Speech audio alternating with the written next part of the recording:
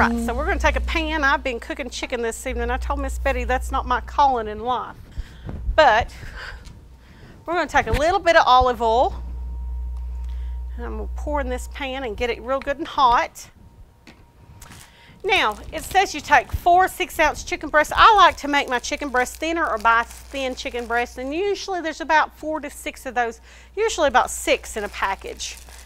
But I've already got us made ahead a little bit. You take a tablespoon and a half of all-purpose flour, about a 1/4 a teaspoon of ground allspice, and about a 1/2 teaspoon of kosher salt. Put this in a Ziploc bag, shake it up, and we're going to pop this in a skillet. See if we've got this hot enough. Now, when you cook this, it's going to be really pretty coated. This allspice, maybe just way too much olive oil.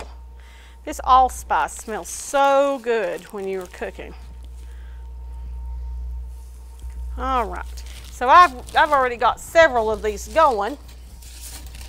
I just kind of wanted to show you what that seasoning looked like.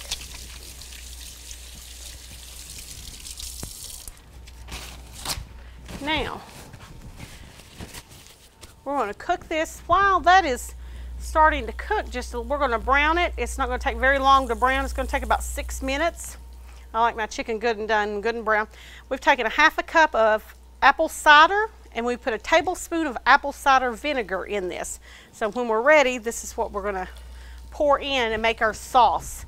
You can also finish this off by putting it in the oven. If you're cooking for a large group, go ahead and fry these, put it in the oven with your sauce, and just go ahead and finish baking those off. All right. While that is cooking, we're going to start on our stuffing. I've got us some water boiling with some butter for a stuffing mix. We're just going to prepare it like you normally do stuffing, but we're going to be adding some apples. All right. Now it says 1 large mixed Michigan apple, but I've got enough here for 2. So Michigan apples, you say. This was from the Michigan Apple website. Michigan apples are anywhere from Red Delicious, Golden Delicious, it's any kind of apple you want to use really. Cortland's, Jonah Golds, Galas, Honey Crisp, Zest Stars. We've got all those in right now.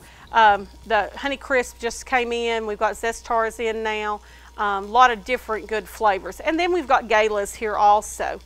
So I think I'm going to use one of these. As you can see, this Honey Crisp is huge. Huge, huge, huge. Or we might just go ahead, and use the Galas for this one, because I'm going to make that salad. I think I'd like to put the Honey Crisp in it. Gala apples are really good apples. A lot of people love Gala apples, but I like using a different variety of apples different times of the year. Now, if you want to leave the peeling on, you certainly can. I've already washed my apples. My chicken is starting to cook over there. Starting to smell the olive oil and the allspice heating up together. Wonderful flavors. All right. Peel this one real quick.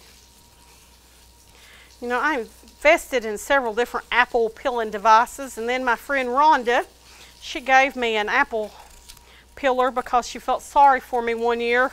I was peeling so many apples and making apple butter and apple pie filling and different things that you can make from apples. And I peeled it to the oil started coming out of the machine. I'd peeled so many apples that year. We got it repaired and still using it. If you give me just a second, let me turn my chicken. Almost looks like a good piece of fish there. I was talking about fish earlier. All right, now this is 1/2-inch pieces. Well, we can cut this however you want. I'm gonna cut it a little bit smaller because I want supper to be ready quickly tonight. But you can cut it however you want it. I always cut close to this. Part of the reason at home, I have a little dog that absolutely loves apples, and that's her part of the apples she gets. Yeah, she absolutely loves them.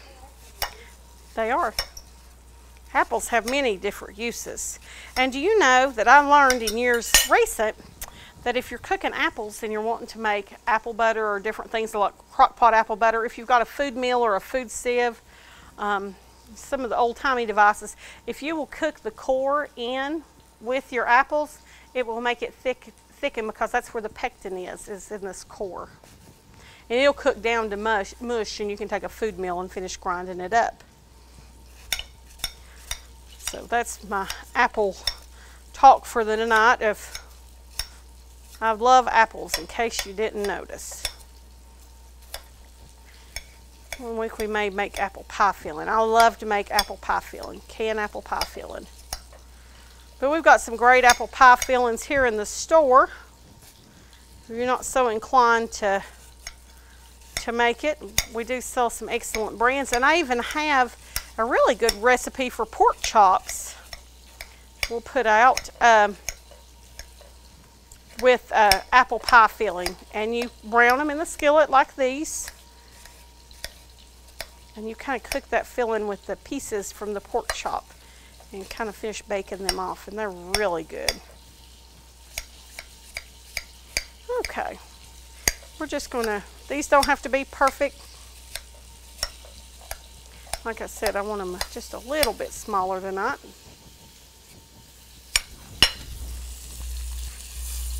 Okay, we're good. We're still good.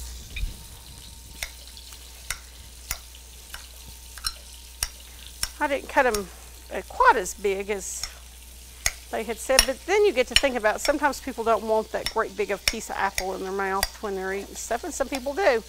I like to put apples in my stuffing at Thanksgiving and put cranberries in with it. I make a bread stuffing. I use day-old bread, and actually I don't even turn it into breadcrumbs. I use it in big pieces. I think we did that a couple of years ago. We're going to dump this in through boiling water. I'm throwing apples again.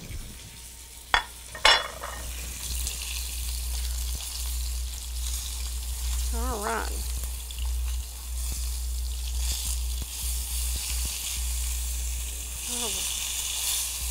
Yep, we're getting close to done. Now, I always give my talk on chicken. We have some great chicken here at Food City, but I still prefer our Gerber chicken to any other. Such tender chicken.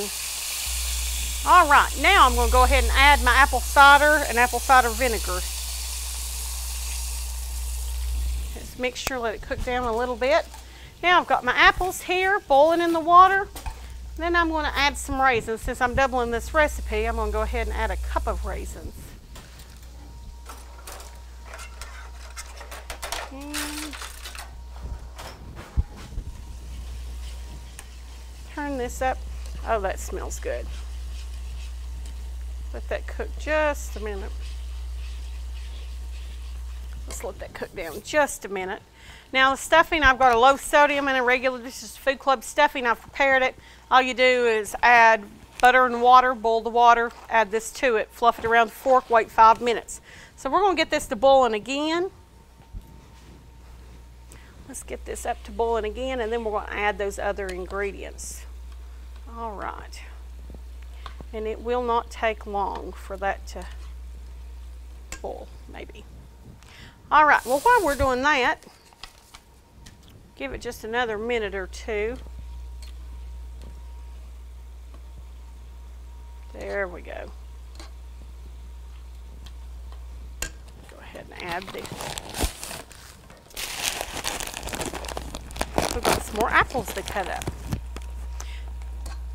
Now those apple pie dippers, I've only made one roll of that pie crust, but I am telling you, people will be absolutely wild about them. I'm going to cook them just a couple more minutes.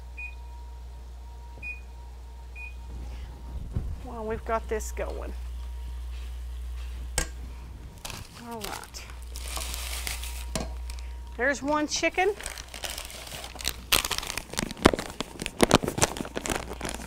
Well, the other one is not one. Oh, you know what? One's stove top and one's brand and one's Food Club brand. It's all right. Both very delightful. All right. I'm going to kind of give this a quick whirl around. Now I've let this kind of cook on the stove, so I have cooked quite a bit of my water down. I'm going to take this off the heat. And then you should always just give it a little bit of a whirl. Kind of give it mix and then fluff it with a fork. Sometimes people tend to push stuffing down. And this kind of stuffing is better with a fork. All right. All right. So you're going to have a real pretty stuff in here. People will think this is completely homemade. If you don't tell them, they're not going to know the difference. Okay, our chicken is just about done. And we're going to serve it with this wonderful sauce.